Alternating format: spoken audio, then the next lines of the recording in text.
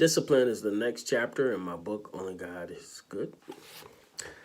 The verse I'll be reading for, one of the verses I'll be reading for is Proverbs chapter 12, verse 1. Whoever loves discipline loves knowledge, but whoever hates correction is stupid.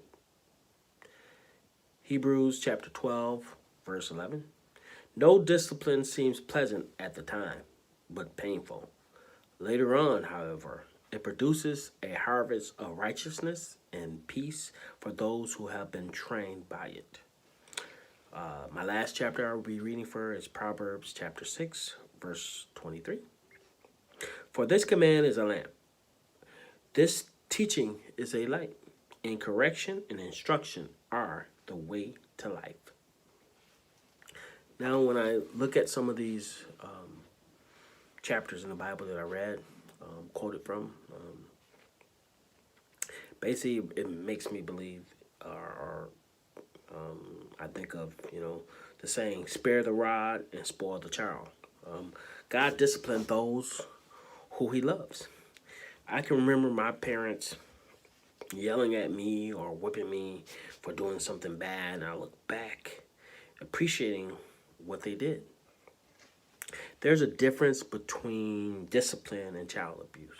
Now, discipline is not about discipline is not about punishing a person for things they did wrong, but about guiding, directing, and making them a better person who makes better choices in life.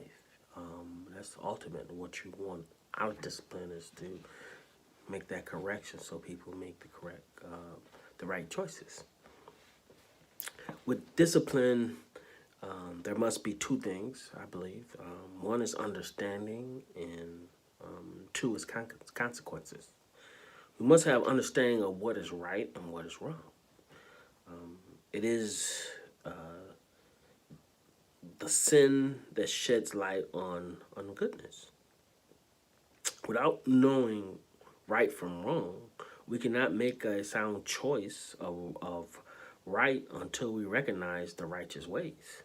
So part of discipline is that we must give those who we discipline the knowledge of why they are being disciplined and the knowledge of the right choices they should make. And the second part, also they need to know why they're making that right choice. And the second part is understanding and giving out discipline to show that there is an equal reaction to every action a person takes. This is meant to deter a person from doing bad things by showing that person the bad effects of their bad actions. When a child is young, you might spank their hand or they're on the back of their diaper if they are about to touch a hot stove, for example. They might need a firm warning, so they will avoid burning themselves on the stove because they cannot understand or communicate with words at that particular time when they're a baby. So that tap on the hand or the butt allows them to know not to do a certain thing, even if they don't know why they shouldn't do it. So,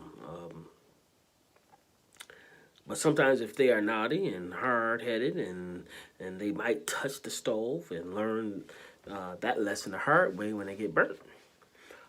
As parents, we want the best for our children, and just like God wants the best for us. So life becomes a teaching journey to help direct your children on the right path. As they get older, you guide with more understanding than punishment type of consequences because they are more mature and they hopefully have a better understanding of life and can comprehend things in a better way. Discipline is therefore more about teaching, a teaching process than the punishment process. Learning can be a struggle and a painful process when we make the wrong choices in life, and discipline helps to speed up that learning curve. And that belt that I was getting when I was young, my parents helped sped up that learning curve for sure. It seems as though when we are under pressure, we tend to perform better because we have more of a sense of urgency to come from under the pressure to relieve ourselves. The focus of discipline is to help prevent the future struggles that may come into your life as a result of making bad choices. Sometimes we call this type of discipline tough love. I believe you have to pick out different kinds and lengths of discipline depending on what is needed.